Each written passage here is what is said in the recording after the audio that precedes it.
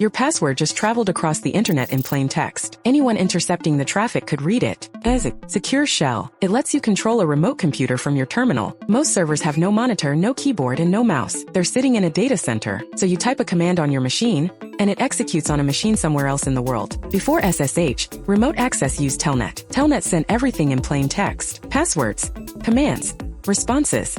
Anyone on the network could read them. SSH encrypts the entire connection. Even if someone captures the traffic, they cannot read the contents. SSH has two parts. The server, usually called SSHD, listens on the remote machine. The client runs on your machine and starts the connection. The server listens.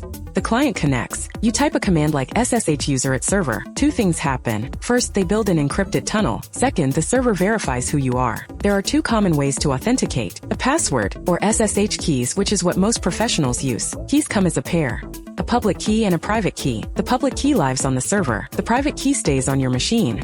Never share it. The server checks that you hold the matching private key. If it matches, you're in. No server password needed. Keys are much harder to guess or brute force. That's why cloud providers recommend them. Once you're connected, you can manage that machine as if you were sitting in front of it. Install software, edit files, restart services, check logs. SSH can also move files securely with SCP and SFTP. So SSH is the standard way to reach remote machines. Server listens. Client connects. The tunnel is encrypted.